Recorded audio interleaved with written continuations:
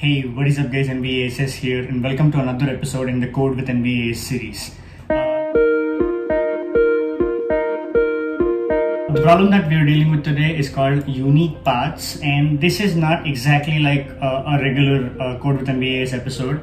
The reason I say that is because in this episode I actually started solving the problem and I completed solving the problem.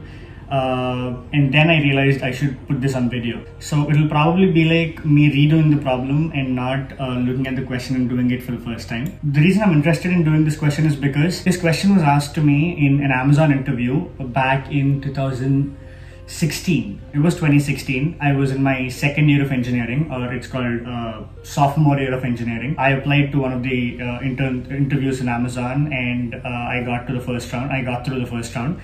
And this was the second round, or the first technical round as they called it, and this question was asked back then. But at that point of time I knew too little Java. Okay, I was a C programmer back in the day, and data structures and algorithms were still coming into existence for us. We had a subject called data structures at that point of time, and we were not very well versed with all the concepts.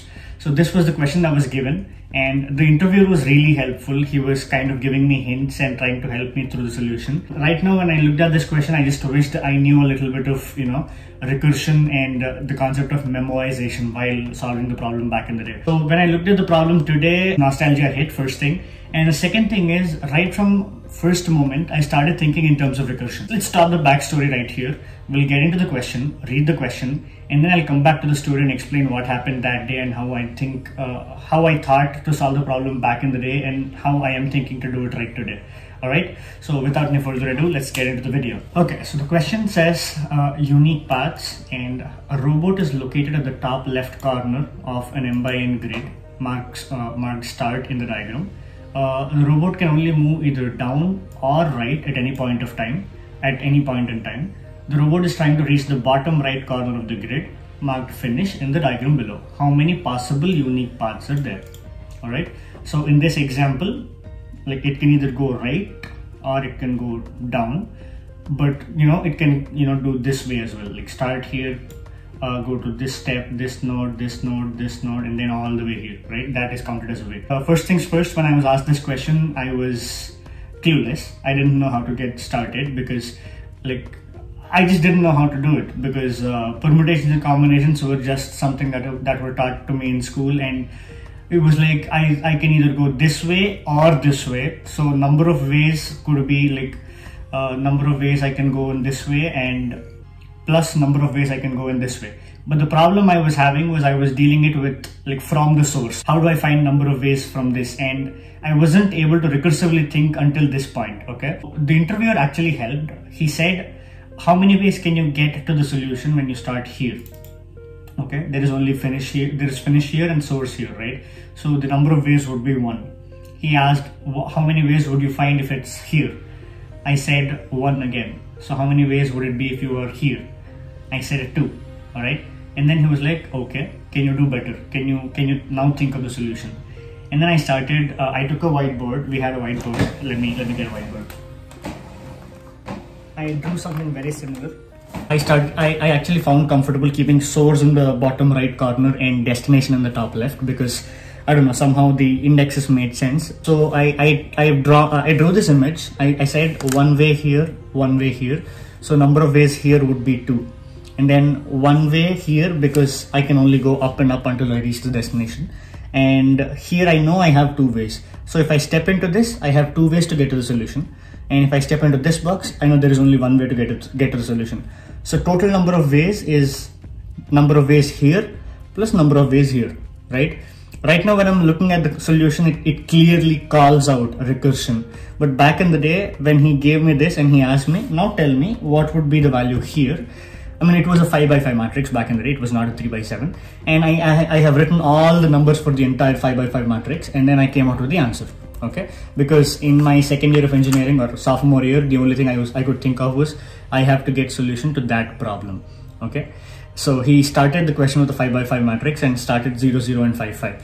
And then once I told the answer, he said, what would be the value for an M by N matrix? Not even an N by N, it was an M by N. So it was like this. and I just didn't know how to generalize it. So what I did was I was trying to find a pattern between the I and j index and the source. All right, so if I am placed here, my I and j index is 2, 5, right? So if I'm assuming this one's 0, 0, this one's 1, okay, this one's 1, 1, 1, 2, 1, 3, 1, 4, 1, 5, 2, 5, like that. So I was trying to find out a relationship between I and j from 0, 0. And because I know I see a pattern, and I was kind of good at pattern matching, so I started at I, j, and I was doing all the n choose r's, n like NCR, NPR, and I was trying to do a lot, and I think I came up with some arithmetic value at that point of time.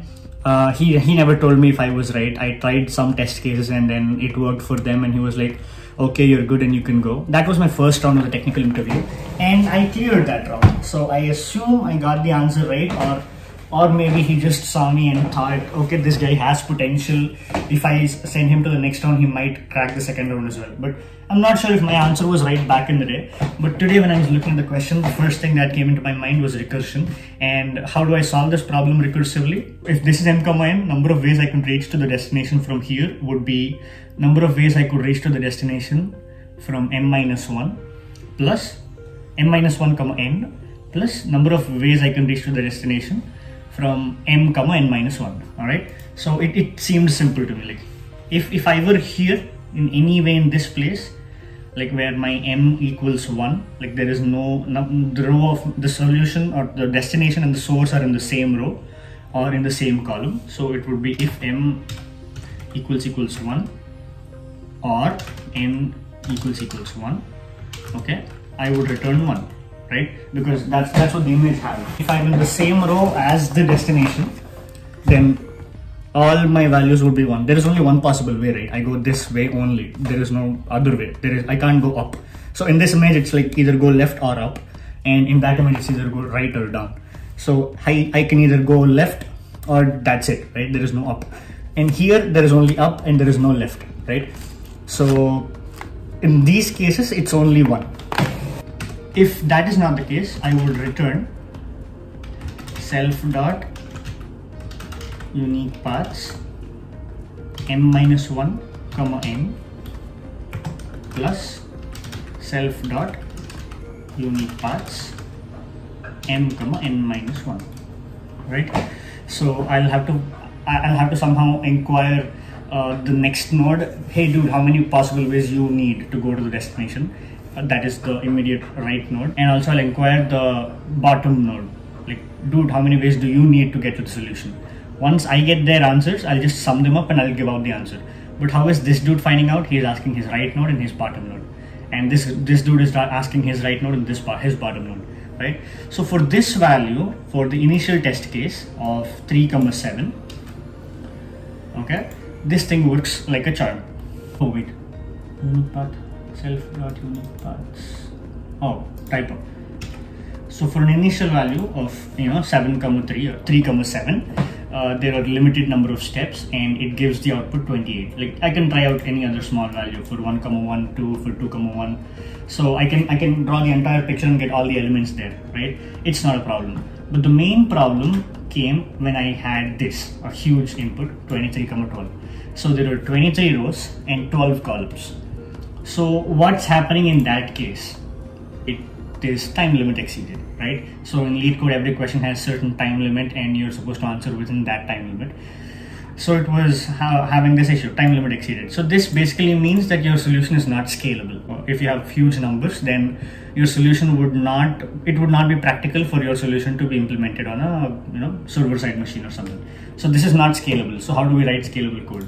So this is where I stopped today. Like the moment I read the question, I thought of the Amazon interview, and I was like, why didn't I think of this? And started implementing it. It was like 3 lines of code. I was feeling so good about myself, and I executed it. All right. And then when I saw this, when I submitted the question, I saw the time limit exceeded. I was like, okay, something is wrong.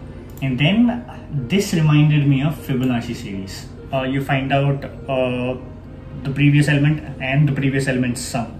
But in order to find out the previous elements, you'll have to find out the previous element and its previous element's sum. So you're finding the sum of two numbers several times. Like how do I put this thing? Okay, if I want to find out Fibonacci of 7, I need to find out Fibonacci of 5 and 6.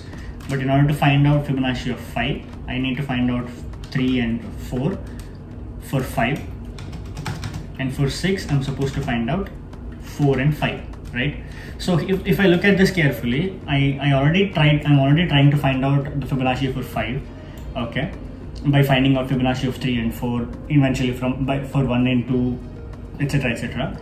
But here I'm again trying to find out Fibonacci of 5. So this is if this is drawn in the form of a tree for 5, then that entire tree, that entire substructure comes here, right? So similarly for 4, I am trying to solve for 4 here in this substructure and this substructure.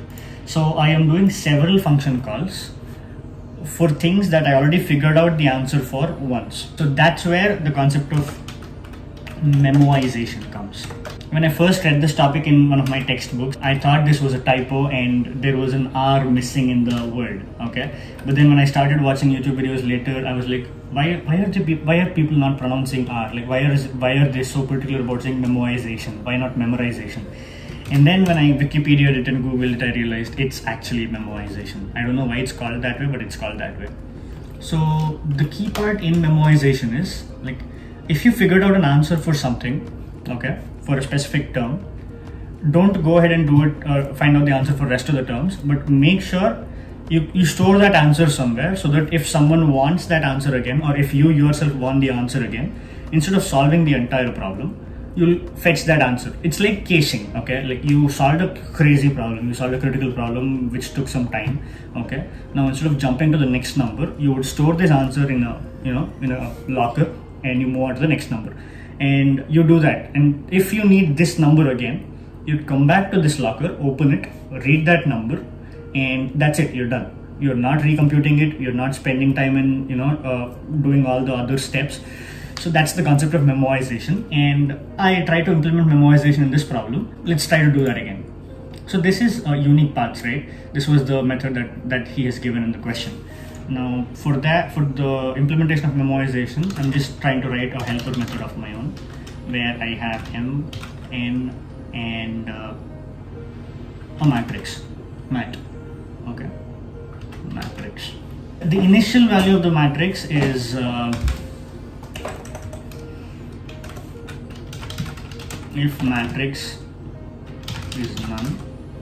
I mean, I can use the default parameters concept of Python, but this looks kind of clean.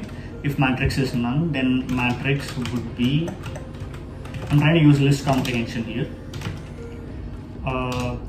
0 for j in range n, and this array for I in range m. So I'm getting an m by n matrix of all zeros, okay? That is like that. Those are the lockers that I have for every element. For 2, 3, I have a locker door where the initial value is 0, but the moment I find out a value, I'll dump that there. And next time when I need 2, 3, instead of recomputing it, instead of asking the right guy and the below guy or the bottom guy, I'm opening the locker, fetching the value, and that's it. I'm done. So these are the lockers that I need, right?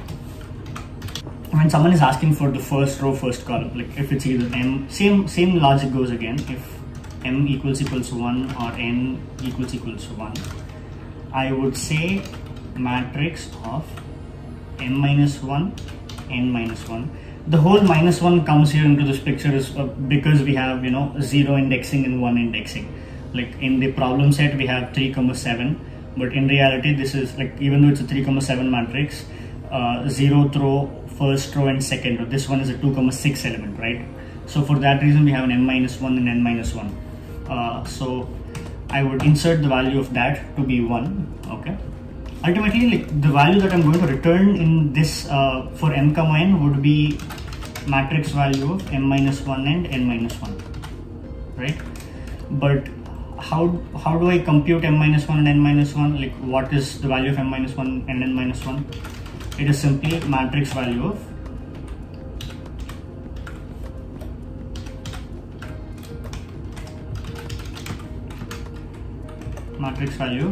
m minus 2, n minus 1. So this is one row, like next row, plus matrix value of m minus 1, which is same row but next column, n minus 2. So if I have these two values, like in the board example, it is if I have the values of the top node and the left node, or in this problem set, if I have the values of the right node and the bottom node, I can simply add them up to get my value. But what if I don't have a value? I'll ask its right node and the bottom node, its right node and the bottom node, right, recursively. And at some point of time, I'll reach a point where I reach this m equals 1 or n equals 1, and the right value is assigned to be 1. So first time, like even in any memorization concept, for the first time, you will have to compute the value. But once you compute the value, you won't have to do it again. So if, okay, wrong indent, if matrix of m minus 2, n minus 1, which is this guy, okay, has a value 0, meaning its value is not computed. You don't have to start with 0, you can start with -1 if you want, but I know in any possible case there is no possible, in any case it is not possible for me to get a 0 value in any of the boxes, right? So there are no 0 ways from going to a certain node to another node. There are no obstacles, or it's not disconnected. So m minus 2 to n minus 1, if that is 0, like if this value is 0, then I would assign that value to be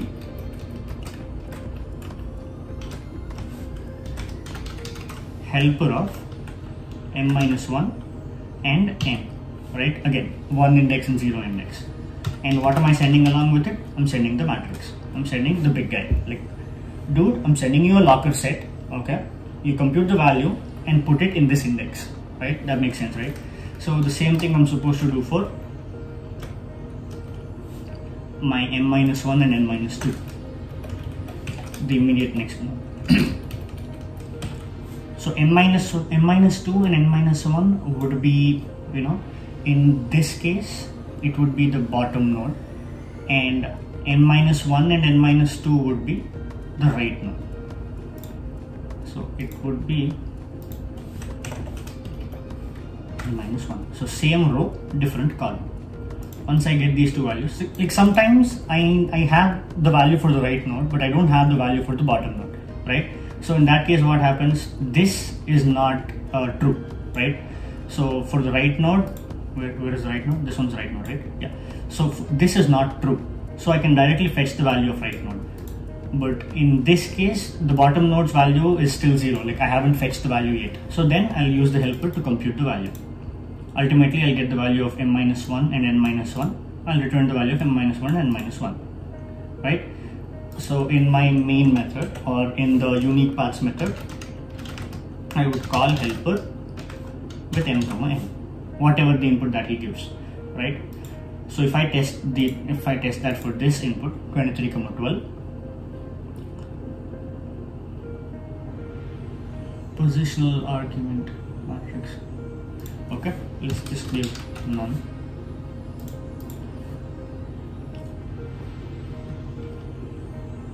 Index out of range. Wow, where did I get that? M minus 2, n minus 1, right?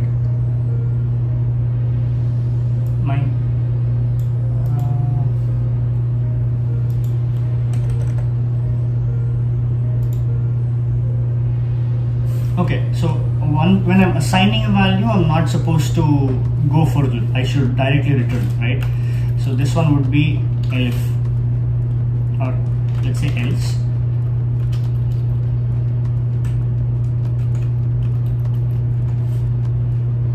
So these are the things that I'm doing in the else condition, right?